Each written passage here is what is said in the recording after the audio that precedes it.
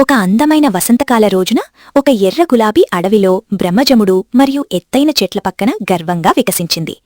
గులాబీ చూసుకుంటుండగా దగ్గర్లో ఉన్న దేవదారు చెట్టు చెప్పింది, ఎంత అందమైన పువ్వు, నేను కూడా అంత అందంగా ఉంటే బావుండేది. మరో చెట్టు ఇలా అంది, మిత్రమా బాధపడకు, మనకు అన్నీ ఉండవు. గులాబీ తన అందాన్ని చూసి తానే ఈ అడవిలో అత్యంత అందమైన పువ్వని అనుకుంటుంది. పొద్దుతిరుగుడు పువ్వు తలను పైకెత్తి అడిగింది, నువ్వలా ఎందుకంటున్నావ్? ఈ అడవిలో చాలా అందమైన పువ్వులున్నాయి, నువ్వు వాటిలో ఒకదానివే. గులాబీ సమాధానమిచ్చింది, అందరూ నన్నే చూస్తూ నన్ను మెచ్చుకుంటున్నారు. తర్వాత అది బ్రహ్మజముడు వైపు చూసి, ఆ ముళ్లతో నిండిన అసహ్యమైన మొక్కను చూడండి అంది. దేవదారు చెట్టు చెప్పింది, ఎర్ర గులాబీ, ఇది ఎలాంటి మాట?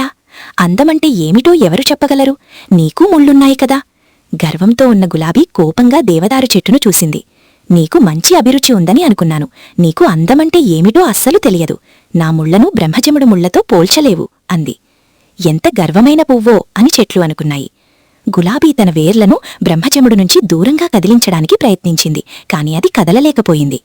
రోజులు గడుస్తుండగా ఎర్ర గులాబీ బ్రహ్మజముడును చూసి, ఈ మొక్క పనికిరానిది, ఇది నా పొరుగుగా ఉండటం ఎంత దురదృష్టమో అంటూ అవమానకరంగా మాట్లాడేది. బ్రహ్మజముడు మాత్రం ఎప్పుడూ కోపపడలేదు. అది గులాబీకి సలహా ఇస్తూ, దేవుడు ఏ జీవిని కూడా ప్రయోజనం లేకుండా సృష్టించలేదు అంది. వసంతకాలం ముగిసింది. వాతావరణం చాలా వేడిగా మారింది.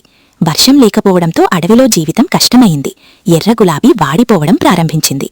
ఒకరోజు గులాబీ పిచ్చుకలు బ్రహ్మజముడిలో తమ ముక్కులను పెట్టి నీరు తాగి తాజాగా ఎగిరిపోవడం చూసింది.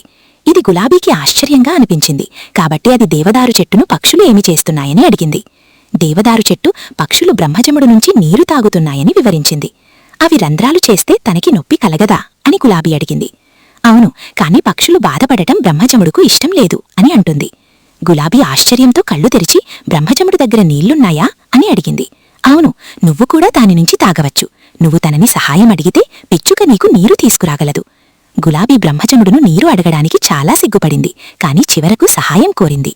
బ్రహ్మజముడు దయతో అంగీకరించింది. పక్షులు తమ ముక్కుల్లో నీరు తీసుకువచ్చి గులాబీ వేర్లకు పోశాయి.